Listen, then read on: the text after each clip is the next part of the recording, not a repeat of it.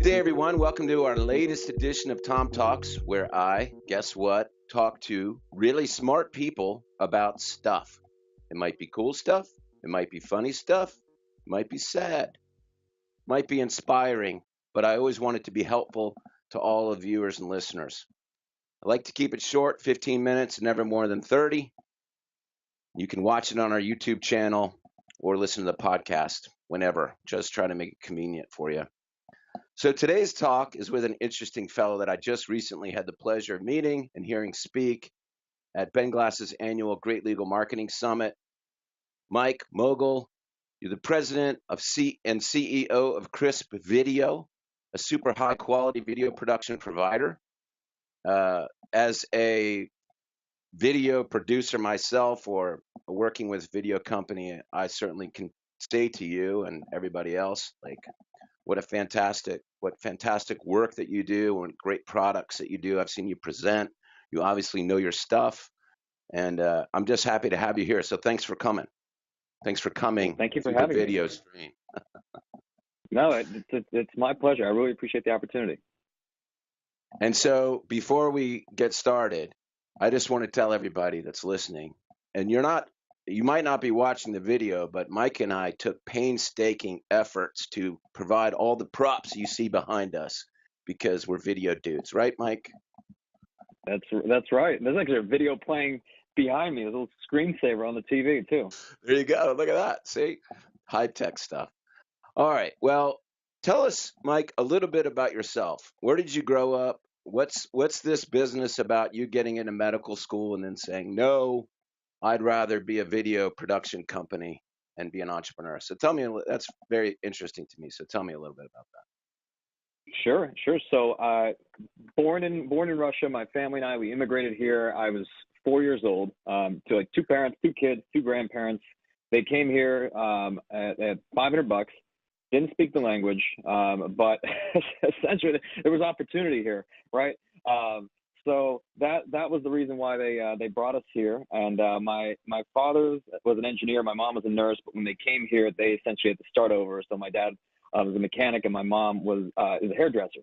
So just grew up very much blue collar, and ultimately, I guess maybe I take this from my dad being entrepreneurial, but I had my first business, I think when I was 13 years old. It was a web design business. I was just doing websites. This was back in the GeoCities era, but I'd have, it's so awkward when you think about it now, but as a 13-year-old, I'd have clients coming over. My mom would let them in. And I remember doing a website for like a tutoring company or something like that. And just because I'd figured out front page, and at the time, I mean, I guess this was also new, but that was the first one. And that kind of grew over time. But coming from a Russian Jewish immigrant background, my family, I mean, if you weren't going to either medical school or law school, then, what the hell were you doing, right? I mean, in terms of them investing. And I will say, I mean, I really did enjoy it too. But as I went through college and I took the MCAT and I got into med school, I spent a lot of time shadowing a lot of doctors, and I just didn't like what I was seeing in the profession. It could be for some, it just wasn't for me being entrepreneurial. For me, I didn't feel like they had a lot of control over a lot of the outcomes and the things that they were dealing with in that industry. And so that was important.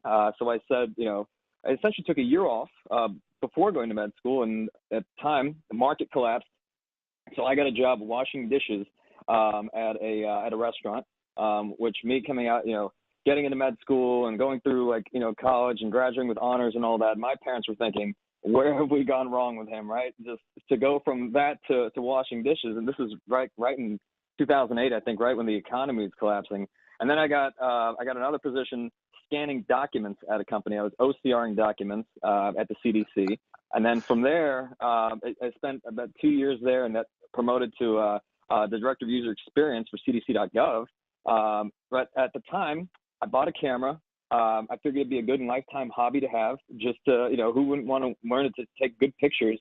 And for me, my hobbies become more than hobbies. So the camera turned into a photography business, and that expanded into a video business. And then ultimately, just over the years, one business led to the next, and then we had Crisp. So I guess the story here is more so, I guess it just comes down to being entrepreneurial, when I started the company, I was looking for a better way to do things. I mean, I think traditionally, like the creative process or the process for producing a video was, I mean, the options were to either hire an agency, which was very expensive, hire a freelance cinematographer off Craigslist, which you basically would roll the dice and, you don't really know what you're going to get or if you'll get anything. Or you could hire, at the time, and this was years ago, a traditional video production company, which was largely creative run, two guys with cameras, joined forces, but they weren't really focusing on the business goals, like the goals of their client. Like, how do we help them achieve a certain goal? Like, what's important to them besides, a good-looking video? And I realized very early on when we started the company was that clients cared about how is this going to help me in terms of attracting new clients, cases, how is this going to help improve conversions? Because if you're going to make the investment, to be honest, if bad-looking videos converted better, that's what we'd be doing. And it was an important realization for me. And then also putting a whole process behind it and making sure that we can maintain consistency and quality control and a good client experience. But ultimately, that's how Crisp came about. Well, that truly was a story that was cool, funny, sad, and inspiring. The classic entrepreneurial story. Thank you for sharing that with us, Mike. So you told us a little bit about Crisp. I mean, like how you and that's what a lot of us do, right? Our hobbies turn into our businesses. In your story, there's a lot of similarities there in my own. That's just fantastic. But tell us a little bit about what you were just talking about you created Crisp to provide, because your videos are different. I mean, like they're different than what you see out there for lawyers. And there's great, Jerry Oginski, we both know Jerry Oginski is a good friend of mine and been a client and friend for years. And he's got his lawyer's video studio where he teaches you how to do these, question and answer, more informational videos. You have a different flavor. So tell me a little bit about your strategy behind Crisp Video and what your differences are. Sure, absolutely. So I guess one of the things that we do different in the way in which we produce the videos, for the people that have seen them, it's almost like we turn these attorneys into superheroes, is what we've been told, or that they look like movie trailers, if you will. And it's very much like very, very high end in terms of the production value. But the reason why we do that, we realize that the legal industry as a whole is it's becoming largely commoditized, or at least in danger of being commoditized. There's so much competition. I mean, it's, in New York City, I looked the other day in Avo, and there's like 5,000 or 5,500 personal injury lawyers. And you see this across pretty much every market. I mean, it's not hundreds, it's thousands of competitors. So we realized that it was first and foremost very important to stand out. And then most solos and small firms, which are our clients, they can't compete on spend with the giant firms that are investing in all the TV ads and radio and billboards and all that stuff. So how can they attract clients and cases when they just can't compete on marketing spend alone, and at the same time when they're also competing against 5,000 other lawyers in their market? I mean, the deck is very much stacked against you. So we produce these videos so that you connect emotionally, you engage, and most importantly, you can articulate why someone should choose to hire your firm as opposed to another firm, and what makes you the obvious choice. Because we visit so many legal websites, and I know you guys see this all the time. I'm sure it's maybe one of the reasons why even Foster exists. But I visit so many legal websites, and it's just there's no compelling reason to hire that attorney. Like, they have not stated one. I mean, they could be a phenomenal attorney. We say the best cases go to the best marketers, and it's not. I get criticism every time I say that, so it's not to say that that's what I like. Unfortunately, that's just reality.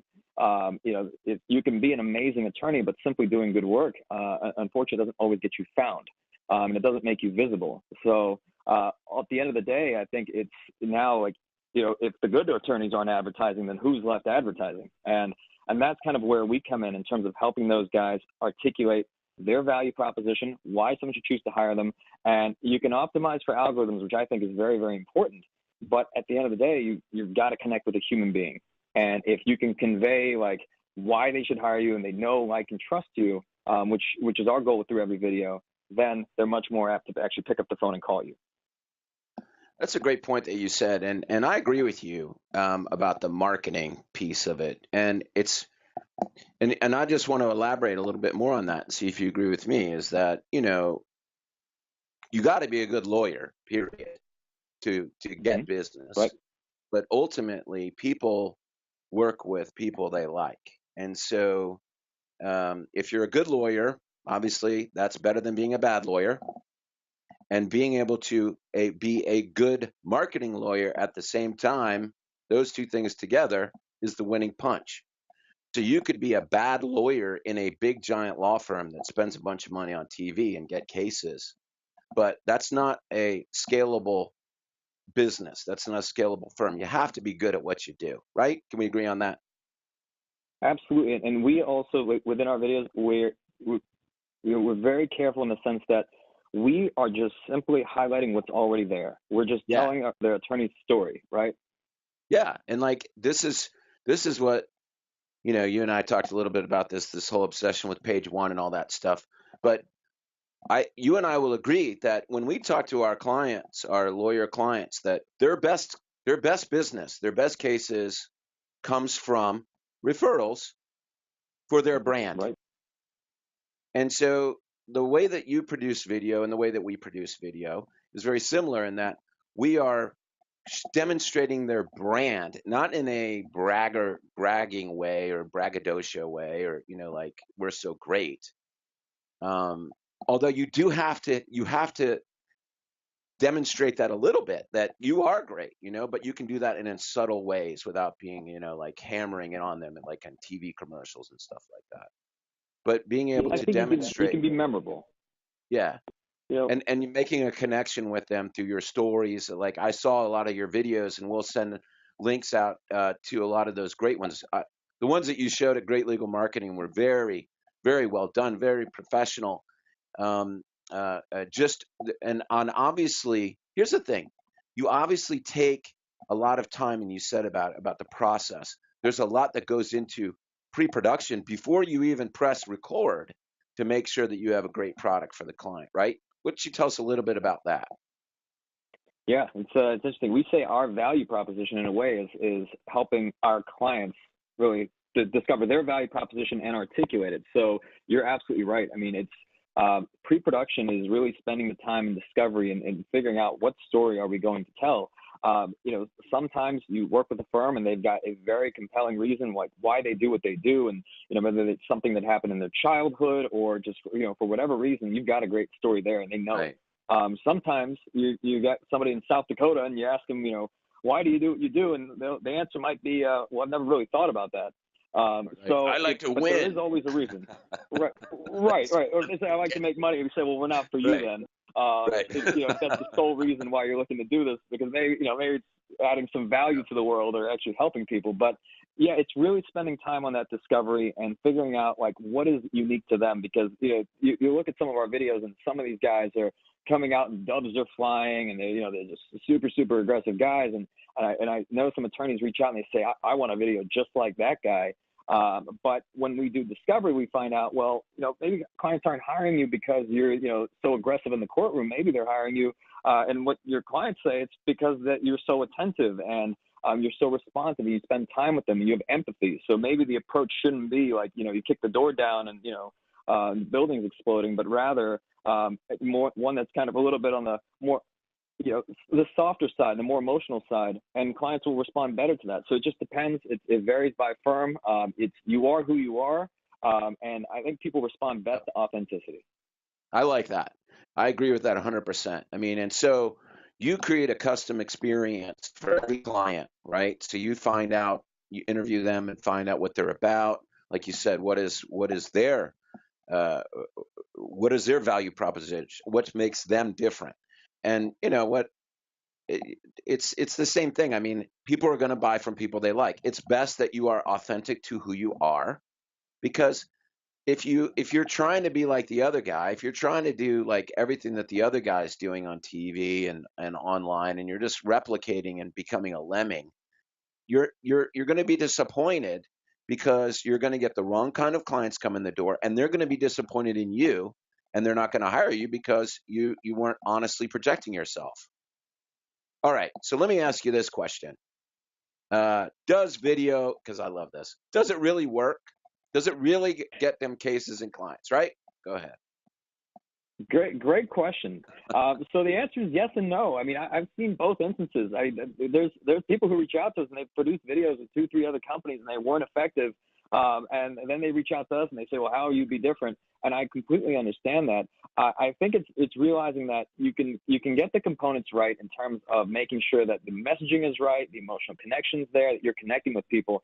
But videos only work when you can get them in front of the right audience, and you can actually get them in front of people. Like, video won't be effective if nobody watches it at the end of the day. And sometimes, when we see previous video produced on another attorney's website, and I look at them, and they'll say, well, they haven't worked, and I look at the videos and I say, well, no one's actually watched these videos. It's like, how do you know? Like, how do you know they're not effective, right?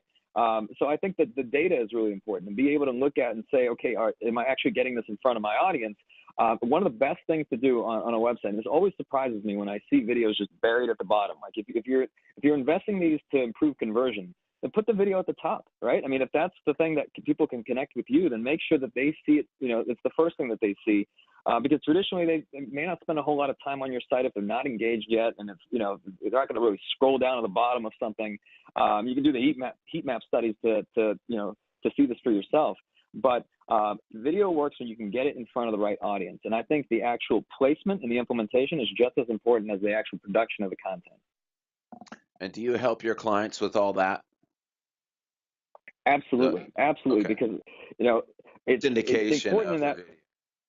Yeah. I mean, it's also, we're vested in their success, and it's in our best interest that they're seeing value in this, and they can actually attribute, okay, I'm getting clients and cases because of the video. And they'll say, well, how do I know? It's because it's specifically the video. And there's different ways to tell if you've got it on landing pages or if you've got it, a special tracking number. But I think the one that I prefer, quite frankly, although it's more anecdotal, is just our clients say that their clients are reaching out to them and they're saying, I hired you because I saw your video, or I chose to not hire another attorney and hire you because of your video and I connected with your story. So you should be hearing about these things. Like, clients will mention it. They won't just say, I found you on Google or something every time you ask them where they came from.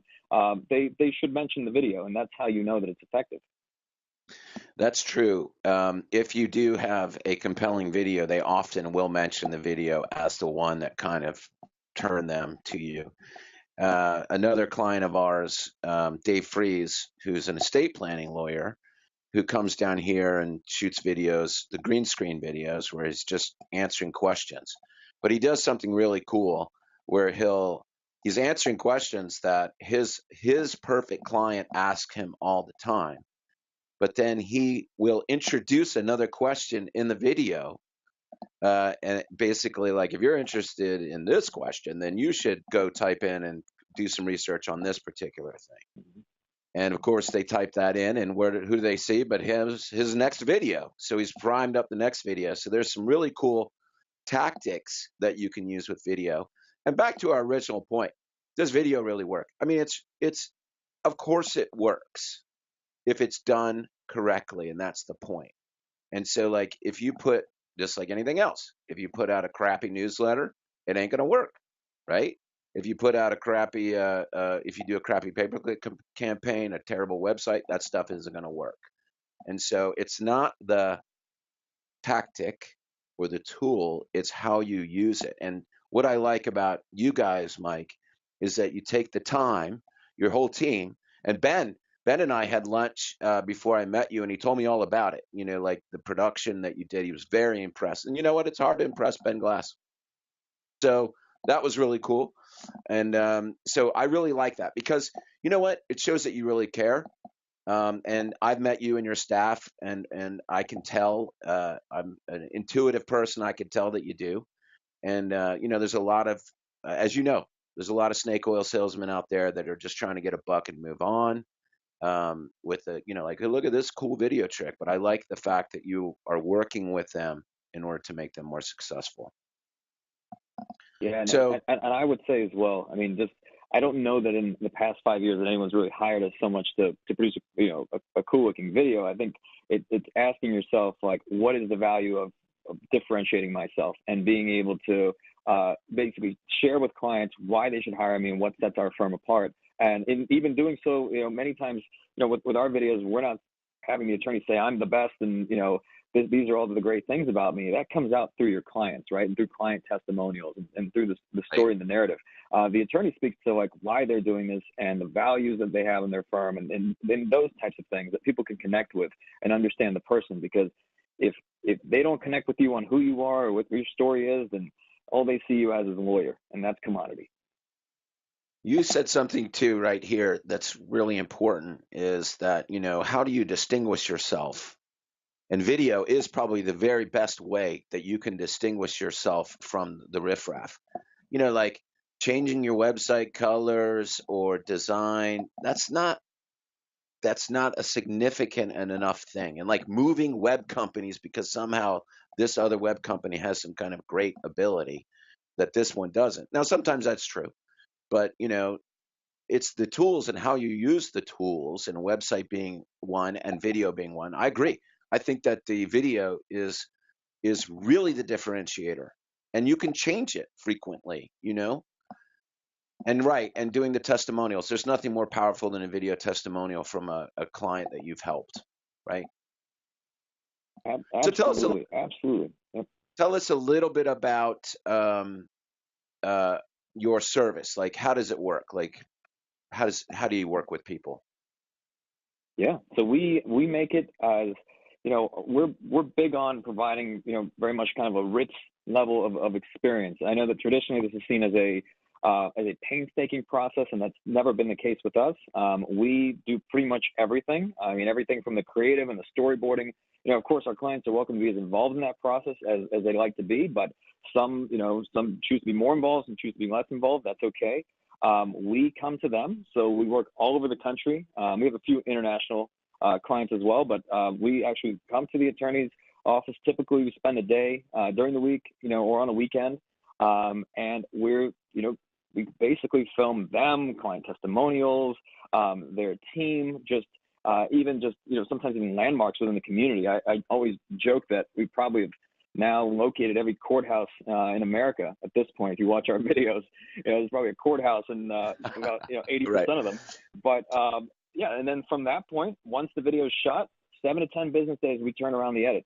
So and wow, when you see the videos, I'll say that what people see from the outside looking in, they see these great videos and they see the marketing and all that. But I'll say business owner to business owner, the thing that people that I'm most excited about is being able to have the internal operations, the process and logistics to be able to do this consistently, whether it's in Atlanta or California, Chicago, wherever, and to be able to maintain a consistent level of production quality. So the content you see is on our website is the content that every attorney gets, and maintain turnaround. We've never missed a deadline, and to be able to do that 40 to 50 times a month. I mean, that's just wow, good for you, I'm so man. proud of our team for that. Yeah, it's not me. We have our director of operations. She's, I'm the idea guy, right? But in terms of doing that, I think that's it's very unique. Yeah, we're the chaos creators, right? And we need those people that take our big mess and make it work, because we're not capable of doing it. Okay, we're running out of time, but I want to ask you a couple of little questions here. Like, tell me one of the craziest things that has happened to you since you have had this business. Oh, wow. Okay. One of the craziest things. Oh, I mean, let's see. We've filmed at the United Nations. I mean, it's been, we've had a lot of really great opportunities, and we've shared a lot of interesting stories. I mean, I don't know if the crazy ones would be, I guess the business owner horror stories. I'm actually writing a book. Okay. It'll be out next year. Don't read it at night. It'll keep you up at night. But it's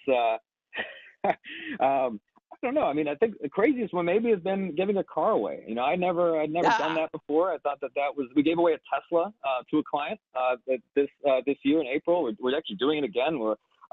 It's part of like our client rewards, referral program. We were debating, what are some of the things we can do to just reward our clients, and it was either an Apple Watch or a car. And once I got that in my head, I had to do it. So maybe that's the craziest. I think that is the craziest, and I wish you hadn't said that on here. Now everybody's going to be looking for a Tesla from me. and I'm gonna have to up it and give them like a space shuttle or something. Okay. Right. And Yeah, a boat, a plane, something like a that. boat. Yep. That's good. Do you drive? Is it your used Tesla that you give them? No, so we go and like actually buy this thing in the dealership. It's not a lease. It is like they will own the car. I remember the last one. So the one we gave away in April, I think it had like 600 miles on it by the time we gave it away. I mean, it's Yeah, because yeah, you it's got a the video car. about that. You got a video to Yeah, no, show because the people whole didn't thing. believe me. You know, Right. It's great. when we announced that, I spent 2 months just people were saying, well, we don't actually believe we're giving a Tesla away.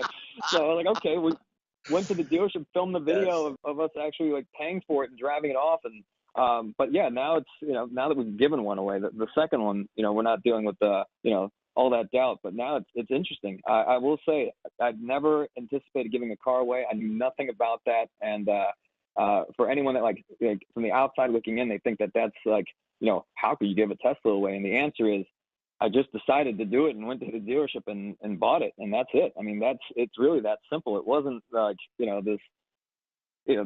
I think there's something. I think there's more involved. I mean, the actual execution of it that was extremely involved, and that took a great deal of time. But in terms of how, we just did it. Decided to do it. That was it. Good for you. Well, good for you. So tell me, what's the future for online video? Last question. Yeah, the future's very bright. 5 years ago, when I just had first started the company, all I would hear was that, like, why are you doing that? One, you'll never be able to compete with the agencies. Two, nobody wants video. It's just TV commercials. There's no one's interested in video on the web.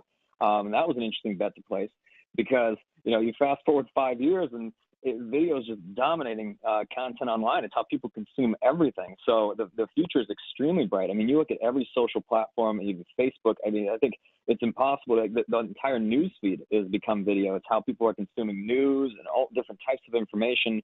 And I think it's just because you can communicate so much more in video than you can just through a blog post or through like a photo or something like that. And then also our attention spans are getting shorter. So people would rather watch a video than read something. So I'd say that the future is very, very bright. But as with anything, I truly believe that content these days has become somewhat of a commodity. So simply just having videos or having blog posts or having a website is not enough. And just as you said, it's how you do it and how you differentiate yourself in executing it the right way, because there's a lot of noise.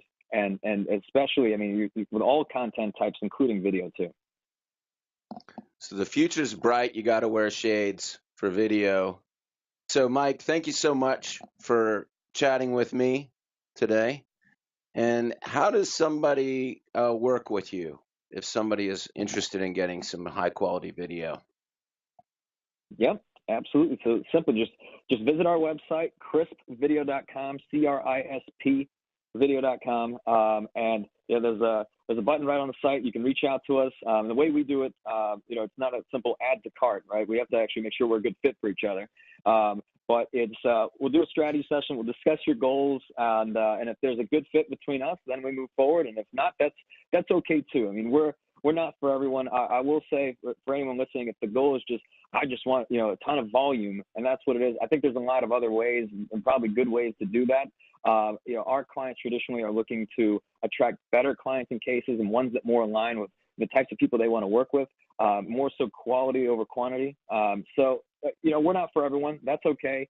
But either way, that's how we do it. We do a strategy session, and you can get one. Just visit our website. Very good, buddy. Well, Mike, thank you so much for your time. Great talking to you, and I will talk to you soon. Thank you for having me.